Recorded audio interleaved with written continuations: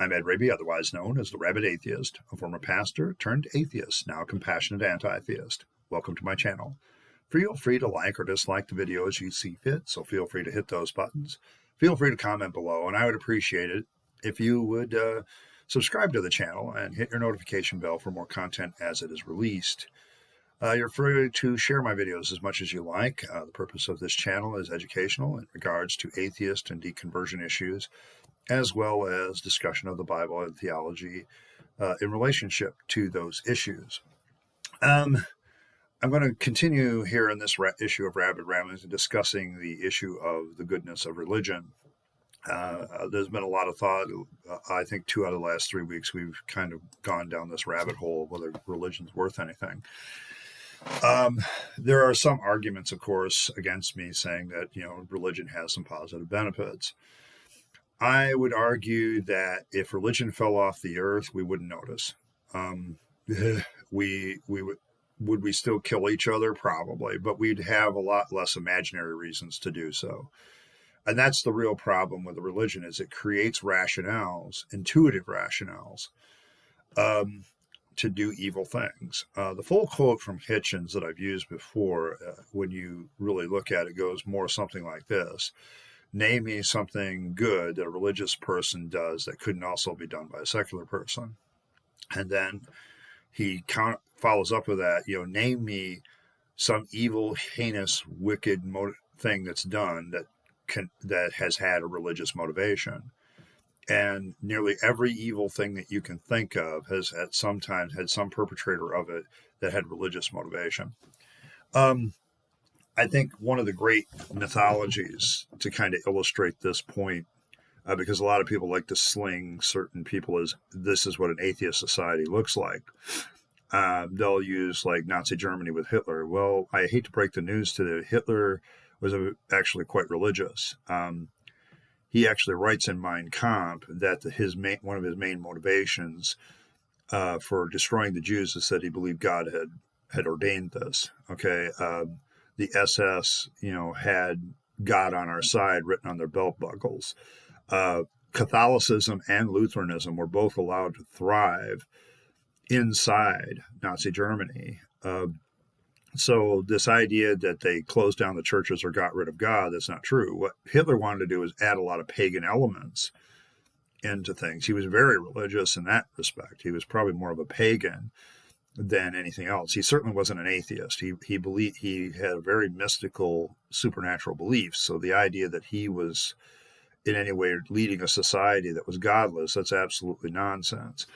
And I still hear that from a lot of people because that's what they've been taught. And sorry, if you look at historical facts, the Roman Catholic Church was behind everything that Hitler did. And that's not, that's not some conspiracy theory. If you look at how the Roman Catholic Church was talking about Nazi Germany and the Pope at the time was talking about Nazi Germany, that's the way it was.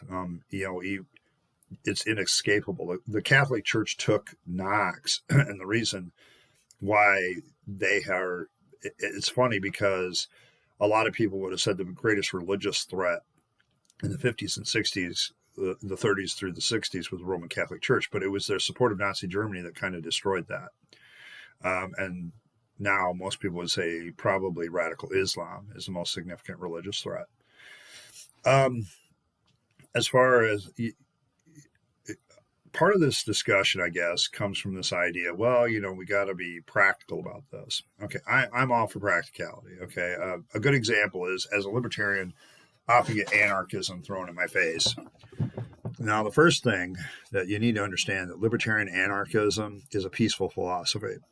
Okay, so anybody who says that that's radical libertarianism, just have lawlessness everywhere.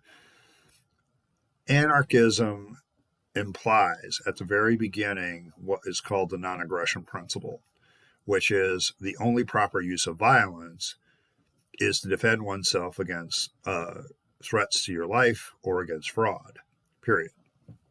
Okay. If every human being in that society lived by that, you wouldn't need government. Okay. You just wouldn't. It is actually a very beautiful philosophy, but much like a lot of other things, it's beautiful, it's pure, and it's practically inviolable, because not everybody is going to follow that philosophy. Other people are going to be selfishly motivated in the wrong way. I would say also that certain scientists like Dawkins have pointed out we have a selfish gene that's just inherent. That's how we survive. But part of that selfishness is to build communities. I take a more evolutionary view on how societies form now. And I've told people, I said, even as a libertarian, I believe governments would form naturally between people. Whenever a group of people has to make a decision together, they form what I would call an ad hoc government, make the decision and go forward with it. So I think government and communal action is just part of who we are as a species. It's just what we do. Don't have a problem with that. What I have a problem with is when individual rights aren't respected in that decision-making process. When one small group, a minority group of people, is constantly being the ones that pay the price for everybody else's decision, I think you have a problem. I mean, a good example is slavery in the United States. You have a small group of people, a minority group, that's constantly paying the price for other people's democratic actions. That's why democracy isn't necessarily a moral form of government. It's just one form of government. If the two wolves vote for the sheep to be dinner that evening, it's still not a moral decision. It just because you voted on it doesn't make it right. One of my great classic memes on this, okay, is one guy raises his hand and says, "I vote that Fred be executed." The chair goes, "Well, all in favor of Fred being executed, raise your hand." Everybody raises their hand. Opposed? Fred raises his hand. And the next scene is, Fred, hanging from the gallows. Aren't we guys? We're democratic. We're so civilized now.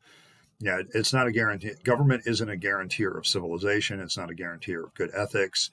If you're looking at the government as a metric for ethics, I think you have a real major problem. Government is simply the exercise of force. Okay, whether that force is used for good or bad really depends on the people exercising the force. And the problem with power over people is it tends to become pleasureful, like a drug. I don't know if there's any research along that line, other than I know, for instance, there was an experiment done a long time ago where a group of people was split into two groups. One got to play the cops and the other got to play the prisoners. I'm trying to remember. It's a very famous experiment. I'm trying to remember the name of it.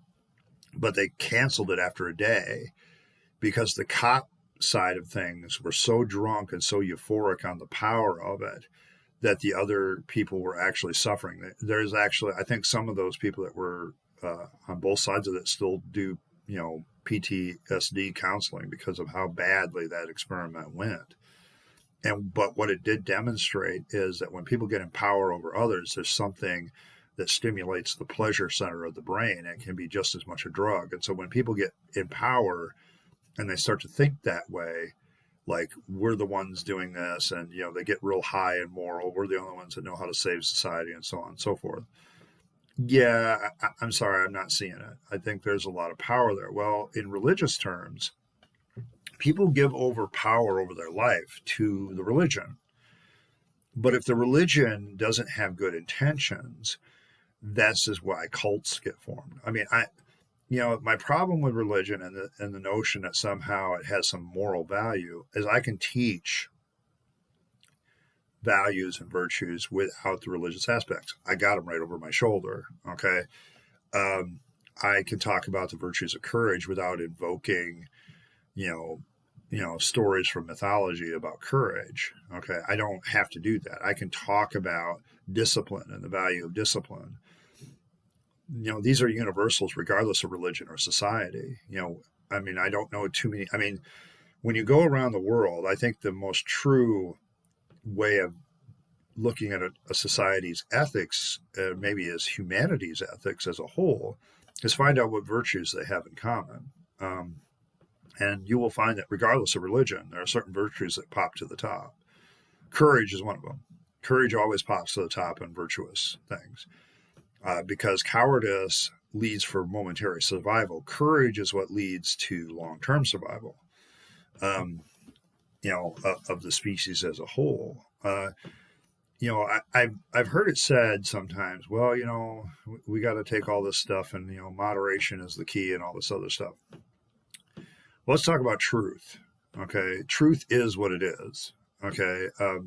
It can be, there is, I don't say there's such a thing as the truth anymore, but there are truths out there. And let's use a simple analogy, and this will lead to ethics here in a minute. But let's say the truth is the number 2 on a scale of 1 to 10. Okay, if I take the moderation view, though, I have everybody say 1 through 10 that theirs is the truth, and they give me their reasons for it. If I take the moderation view and automatically kick in that bias, I'm going to say that the truth is 5 or 6. Well, I'm going to be 3 or 4 off because the truth is actually 2. Sometimes the truth is 1. Sometimes it's 10. And how this plays into ethics is this: what the best ethical choice. I think my problem with certain viewpoints that say that truth is relative sometimes in ethics is, except it's not completely relative and it's not completely culturally biased. There are certain things that I think all human beings agree to. And maybe that in that particular sense that those are right. So this has to be trained out of you. The problem I have with governments is they tend to get very religious in their devotion.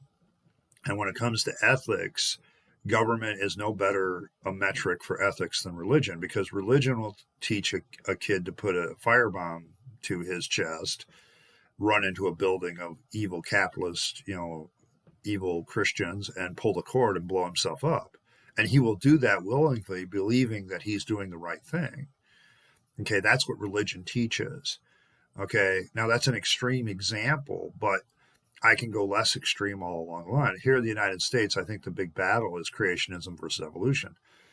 The creationists still have yet to form a scientific theory that the rest of the scientific community will even look at.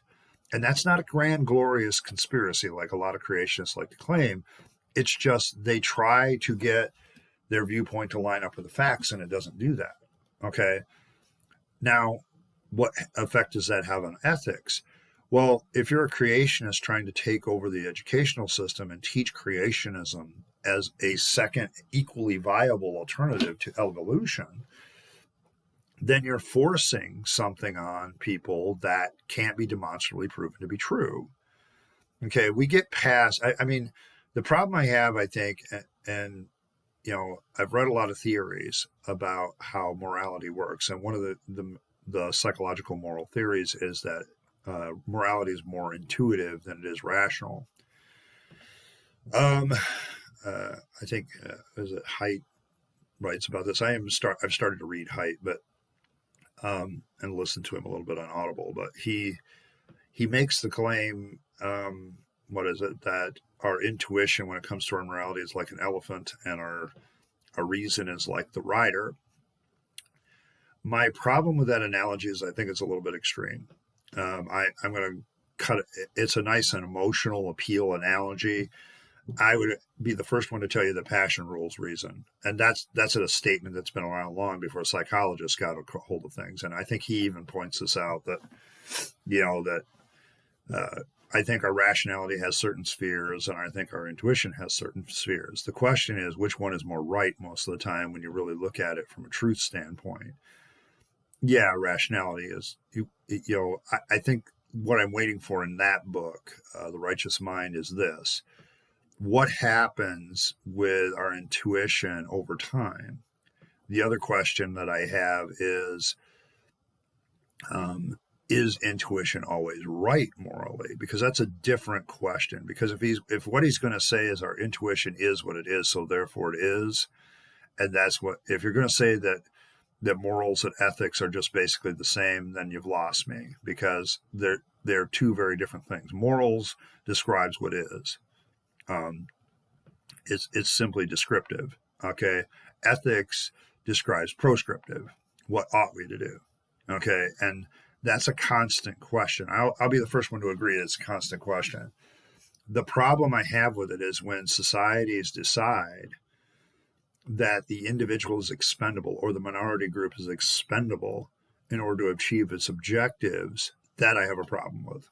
Okay, because sooner or later everybody's going to be in the minority. Are you expendable at that point? Are you, does that mean that you're done? I mean, intuitively, when you hear, Spock and I think it's Star Trek, The Wrath of Khan, the needs of the many outweigh the needs of the few. Intuitively, that sounds very true. Is ethically that true? Okay. It does it really, is it, survival is one thing, but even in that case, the individual that sacrificed themselves did themselves willfully. They weren't forced to do so by their society. And therein lies the biggest difference, is force. Because the moment you use force, you're enslaving somebody to your purpose. This is why government is dangerous, and it's why religion is dangerous. Because both of those forces are used to enslave others to their will. They're both told, hey, you got to go do this. Now, government at least may do it for real reasons that may exist. There may be a real danger. We're being invaded by another country. We're going to conscript all these people to fight off this country. Okay. You have a real threat to the society as a whole, so we're going to do something about it. Okay. At least the government will do that. Religion will look at a group of people like Christians in the United States, look at LGBTQ. I mean, evangelical people that are strongly evangelical in this country think that the ruin of our society is LGBTQ people. Okay, that if we allow that to survive, our society is going to collapse. I'm going to submit to them that whether they acknowledge, marriage by such individuals or the existence of such individuals or not, doesn't change the fact that these people exist. And I would venture to ways that 100% of the time, their existence has not bothered you as an evangelical Christian one bit. But your religion tells you that it is, even though you have no evidence for it whatsoever. Okay. If you tried to, you have a lesbian couple living right next to you. How has that affected your life personally negatively? Well, it really hasn't. But God says. And it's the God says that's what makes religion terribly dangerous and, in my opinion, terribly evil. Okay, because you can make God say everything. And if we're going to talk about intuition being the basis for ethics, then my intuition is that if somebody is going to speak for God or think that God is speaking to them, that throws intuition out the window, because that's leaning more to rationalization based on things that aren't goddamn true. Okay. And at that point, now you've based your morals and ethics both on a rationality that isn't true and not on intuition at all or empathy at all. Okay. It is religion that allows people, and religious thought that allows people to bypass their empathy for their fellow human beings and hate them. And I don't know of too many secular societies that would do that would rationally think, okay, we're going to follow this rational. Well, we should hate this group of people. No, religion is what does that. I don't think some people want to put religion in this special, maybe there's some good that comes out of it.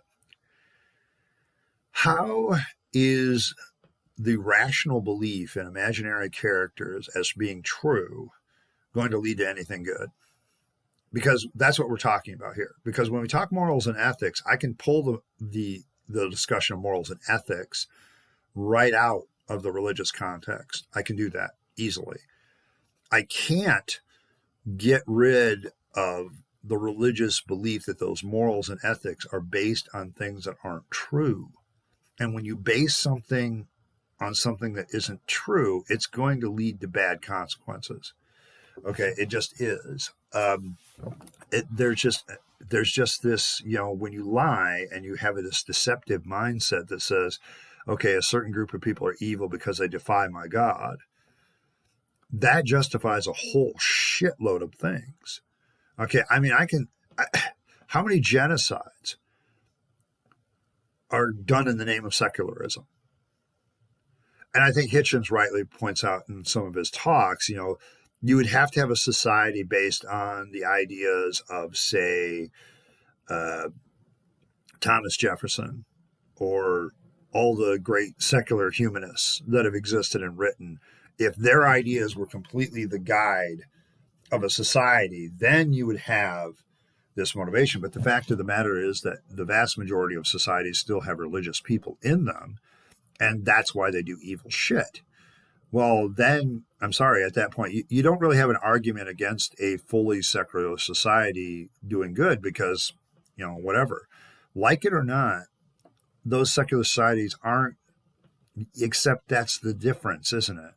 How religious they are when it comes to violence, when it comes to, the treatment of women, when it comes to the treatment of science and ethics and things like that. Like it or not, the more secular society is, the more peaceful it is, and the more it advances forward in helping each other and actually doing something that actually helps people. This is simply the truth. I'm not trying to diminish you, but that fact alone seems to indicate that the more we get religion out of it, it's not about that secular society constraining religion. It's about that religion disappearing, going away, because if a person doesn't have religious beliefs, they have to base their ethics on what's actually beneficial. And I'm sorry, I don't buy the notion that religion is a force for good. I just don't. And it's because every time I look at what ultimately a religious idea does, it's harm. Okay? I mean, and part of that is, to me, the enslaving of the mind. I took part of that, okay, because when I was a Christian education pastor, I did not allow for alternative ideas, okay? My Sunday school was run on the idea that we're going to teach the truth, quote unquote, the truth, and then kids will know anything that's not that, they're not supposed to believe, and that's what we're going to go forward.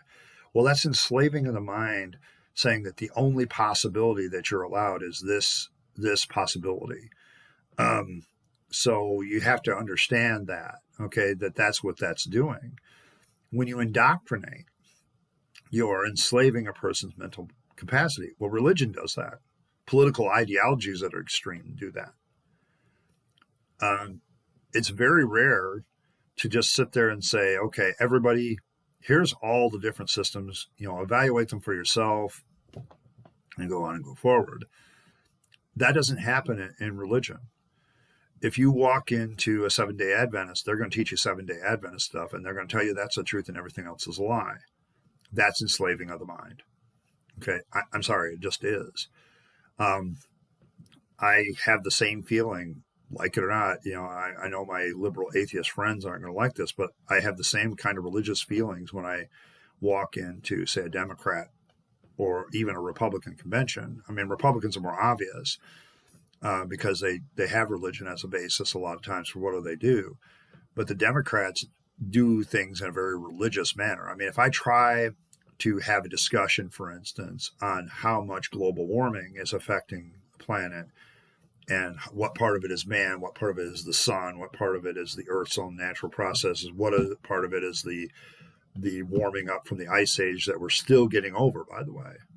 Any person who studies these things will tell you that. And they get all hyper. Well, it's all man. It's all human beings. No, it's not. Okay. And you can't even have that discussion because they've been so religiously, they use the same, political parties use the same techniques that religious indoctrinators use. And when you realize that, you're like, oh, shit. Okay. But that takes on the idea, of whether or not things are about moderation. Because sometimes the truth is a 1. Sometimes the truth is a 10. It doesn't always fall in the 5 and 6 range. Okay. I'm using that as an illustration, and it's not a perfect one, but if you think the viewpoint, if one person A is over here and person B's opinion is over here, and somewhere the truth's in the middle. But what if the guy who espouses A is actually espousing the truth and the other guy is espousing a lie, then it's not in the middle. It's over an A. Okay. And truth has to be discerned not by some a priori bias that it's somehow the truth lies in the middle. Truth has to be discerned by the rational mind. Intuition does a frickin' poor job of discerning truth, and that includes moral truth.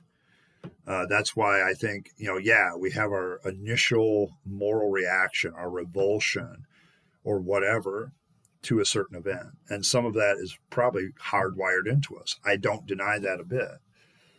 But I think at the end of the day, we have those moments where we're sitting back and we don't have to make a snap judgment. And we're sitting back and we're rationally considering what we did or what we thought we should do. And we begin to realize that maybe our reasoning and maybe our thought process was bad on that. Maybe intuition, I guess I come from a different theory of a way of looking at it, that I think what happens is we have this impulsive creature known as intuition that wants to do X, Y, and Z and has different moral choices and moral goodness and moral rightness. But then we have, maybe it's not so far from true that, there's a devil and angel on each of our shoulders kind of giving us counsel on that. We have what we impulsively want to do. But I don't think, I'm sorry, I disagree with the elephant and rider analogy, I guess. I think the beast that the rider is is a lot more compliant to rationality over time. And I don't, because the fact that we know that and we can sit there and say, well, maybe that's not the greatest. And the problem is, from a religious standpoint, every time religion gets faced with rationality, it loses. Okay, it does. It just does. Whereas other intuitions don't always lose, that are just simply human. I personally think if you eliminated religion, we'd still have some of the same ethical battles, but we wouldn't have this religiously rational way of looking at things that causes us to hate each other. You wouldn't see the massive in-scale genocides that have happened in the past where people just simply had a different belief system. Oh, these people are Christians over here, we're Muslims, we're going to wipe them out. Or these people are Hindus, we're Christians, we're going to wipe them out. Oh, these people are Native Americans, they have this mystical religions, we're Christians, we're going to wipe them out. Okay, and don't think that wasn't a lot of it. I mean, it got so heinous that there were even Native American tribes that were placed against each other, in the name of religion. You want to look at some evil shit that has happened in the world. And yes, you can have a basis of good and evil without having a God. Sorry, you can. Some of the most evil, heinous acts have been done in the name of religion. Don't tell me this is a good thing. Don't tell me that's a good thing. Okay, if those religious reasons were gone, what would have happened? Better things or worse things? Name any historical event that was done evilly because of religious reasons, and then ask yourself the question, if that person didn't have that religious belief, would it have happened? No. It wouldn't have happened. Okay, and I can't think of too many times where religion has stepped in and stopped something evil from happening, to be quite honest. It's very rare. The voice of rationality has stepped forward and stopped a lot of evil shit from happening. And so I don't know. At this point, my thoughts on the matter are, and this is a continuing discussion. If I'm going to sum up my thoughts here, I don't think truth is found in moderation. I think truth is found where it's found. And sometimes that means it's a 2, sometimes that means it's a 10, sometimes that means it is a 5 or a 6. But you have to use all your faculties to find it, not just intuition. You have to use both your intuition and your rationality. I think intuition is a good, maybe a good way of analogizing it is intuition is a good discussion starter when it comes to morality. But it's rationality that's the discussion. And I think there's what I would call what we do as human beings, short-term ethic moral reactions, and then long-term decisions. And both are necessary. And I don't think that the analogy of rider and elephant is a good one. I think it's more if I were to give it an analogy, it would be more like somebody who's walking a very large dog. Um, you can control the dog and you can get the dog to do what you want him to do. It just may take a different course than what you wanted it to. I've walked very large dogs before, and they're often as strong and more powerful than I am. The difference is that I can guide the dog by showing them, hey, this is a better direction because this leads to the food you want, or that, you know, I can use rationality to guide the larger dog a lot better. And I think that's a better analogy than the rider elephant. I think you've made intuition way too powerful, my friend, because I think we get past our intuitions all the time. Do we do post hoc rationalizations? Yeah.